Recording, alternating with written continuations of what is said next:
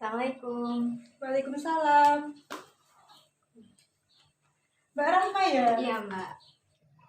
Mbak Rahma, bagaimana kabarnya hari ini? Baik Mbak, baik alhamdulillah. Gimana tadi di jalan? Ya lumayan sih, jalan ke sini rame tetap. Sama siapa tadi? Sendiri Mbak. Gimana perkembangan dari problem yang kemarin Mbak sampaikan melalui chat? Ya yang kayak saya bilang kemana sih Mbak, tetap saya itu masih bingung gitu. Saya tuh punya mimpi, tapi kalau saya mau bangkit itu sulit. Gimana ya kalau jelasnya? Kalau mau melangkah itu nggak tahu harus kemana gitu. Iya gitu. Terus apalagi tuh saya tuh bisa dibilang tuh orangnya tuh malesan banget gitu Mbak. Makanya saya bingung. Mimpi Mbak apa kalau boleh saya tahu? Saya tuh pengen jadi psikiater di rumah sakit terkenal. Terus nama saya jadi ternama. Terus saya punya dikenal banyak orang kayak gitu, famous gitu Mbak.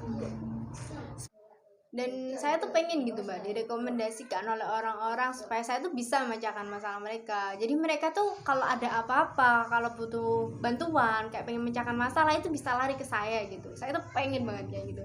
Tapi masalahnya satu Mbak, saya tuh bingung jalan menuju ke sananya itu bagaimana.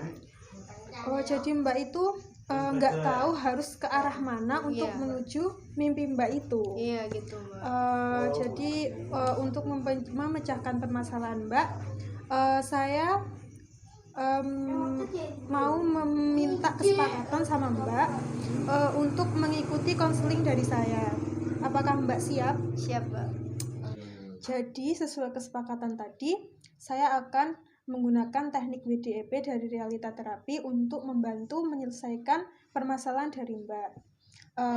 Untuk yang pertama ya, saya tanya ke Mbak, apa sih yang Mbak inginkan untuk saat ini? Saya ingin berproses mewujudkan mimpi saya Mbak. Apa yang Mbak lihat dari diri Mbak sendiri untuk saat ini?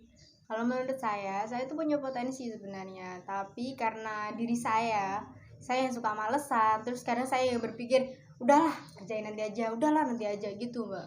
Oh, jadi dari perilaku Mbak itu, bagaimana masa depan yang Mbak lihat untuk diri Mbak sendiri? Kalau dilihat dari masa depan ya, saya sebenarnya juga bingung. Kalau saat nanti saya berpikir gini, ternyata tidak sesuai dengan ekspektasi saya, malah saya nanti jatuhnya yang jatuh. Terus dari ekspektasi Mbak, dari diri apa yang kamu lihat dari diri kamu sendiri, apakah mimpi kamu akan terwujud kalau kamu bersikap seperti itu, berperilaku seperti itu? Kalau menurut saya sih sebenarnya juga enggak sih Mbak, karena kalau dari banyakan orang juga ya, dilihat dari orang banyak itu, orang kalau males itu, kalau males ya udah nggak bakal bisa jalan gitu, nggak bakal bisa berproses gitu. Karena itu saya datang ke sini, saya tuh minta bantuan Mbak untuk saya memecahkan masalah saya tuh nggak mau kayak gini gitu. Dan saya tuh, kalau saya rasa tuh saya tuh udah ketinggalan jauh sama teman-teman saya, dan saya tuh nggak mau akan hal itu. Bagaimana Mbak pribadi Mbak di kampus, bagaimana pribadi Mbak di rumah? Apakah itu berbeda atau sama saja pribadi Mbak di kampus dan di rumah? Kalau menurut saya itu jadi orang yang berbeda Mbak. Di kampus saya itu gimana ya, saya tuh entah ya, ini saya juga bercerita ya. Ya, Kalau dulu saya tuh waktu masih di masa SMA itu, saya tuh aktif banget, organisasi aktif, terus kalau ketemu orang baru itu juga aktif, adaptasi dengan orang baru itu aktif, terus ketemu sama orang-orang biasa ini udah banget akrab. Tapi semenjak saya masuk kampus, saya tuh merasa, aduh kok jadinya gini. Terus saya tuh merasa kayak, bukan dikucilkan sih Mbak, tapi saya tuh merasa sendiri gitu Kak, nggak ada orang yang sepemikiran dengan saya, sefrekuensi dengan saya. Jadinya kalau saya mau ngomong dengan mereka itu sulit, takutnya nanti gini lah. Terus akhirnya jadi kalau di kampus itu saya tuh sering sendiri gitu, tapi kalau di rumah ya saya tetap kayak biasanya, tapi kadang juga tetap masih di kamar aja gitu. Sampai orang tua juga tanya, kamu ngapain sih di kamar terus gitu. Tapi saya juga bingung mau jawab apa, soalnya tuh kalau keluar, kalau butuh aja gitu Mbak, udah di kamar terus.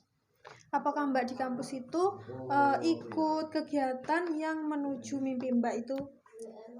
Belum sih Mbak, ini sebenarnya itu masih rencana. Tapi ya saya aja takutnya itu, setelah saya masuk ternyata saya malas ini muncul dalam diri saya gitu. Sejak kapan mimpi itu muncul di diri Mbak? Mimpi Semenjak yang besar muncul di diri Mbak. semenjak saya tahu apa itu tentang konseling. Oke, jadi dari yang kita bicarakan dari awal tadi ya, kita buat kesepakatan lagi untuk penyelesaian permasalahan dari Mbak. Oke, sekarang kita buat planning untuk saat ini, tapi juga akan mengarahkan ke mimpi Mbak. Apa yang bisa Mbak lakukan? Apa yang bisa Mbak lakukan untuk menuju mimpi itu? Biar Mbak gak malas, biar Mbak juga kayak aku mau ke situ. Jadi Mbak itu yakin dengan arah kamu gitu loh. Organisasi sih Mbak.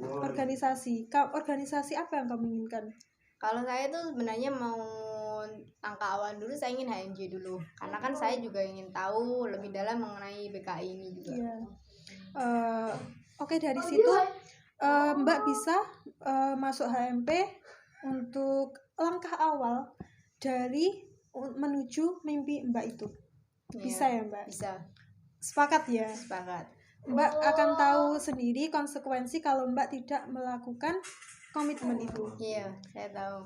Kan tadi Mbak sudah mau mengikuti HMJ ya. Untuk yang kedua, Mbak harus punya planning untuk diri Mbak sendiri. HMJ kan itu Mbak berhadapan dengan orang banyak, tapi Mbak juga harus berhadapan dengan diri Mbak sendiri.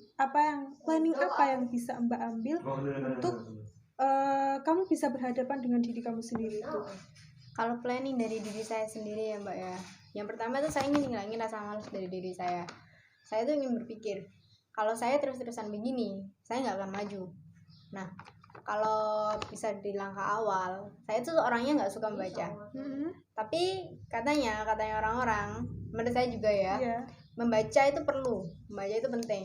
Mungkin langkah awal yang akan saya langkah pertama itu saya akan membaca. Banyak membaca. Iya, banyak membaca gitu. Kalau boleh tahu ya, apa yang akan Mbak baca dari untuk apa? diri Mbak sendiri, apa yang mau kamu baca? Saya ingin mempelajari dulu tentang manusia. Tapi sebelum itu saya akan membaca dunia Shopee, karena di situ kan banyak tentang filsafat. Nah, dari filsafat itu, kalau menurut saya filsafat itu kan mengarahkan bagaimana saya akan melangkah nanti ke depan. Tapi kalau tadi kan Mbak bilang Mbak nggak suka membaca. Mbak sukanya apa? Saya tuh kalau membaca ya, kalau saya sebenarnya tuh suka membaca, tapi saya nggak suka kalau tulisannya itu terlalu panjang, apalagi setebal buku. Kalau saya tuh biasanya tuh baca webtoon, Mbak. Oh iya. Nggak masalah sih kalau menurut saya, soalnya apa ya, di webtoon itu kan banyak cerita, banyak pengalaman. Terus di webtoon ya, menurut saya meskipun kata orang-orang webtoon itu nanti membunuhmu, nanti akan mematikan otakmu gitu kan. Tapi kalau menurut saya tergantung bacaan apa yang saya pilih. Iya, sebenarnya bacaan apapun itu ada pelajarannya, asal bagaimana kamu bisa mengambil pelajaran itu. Iya.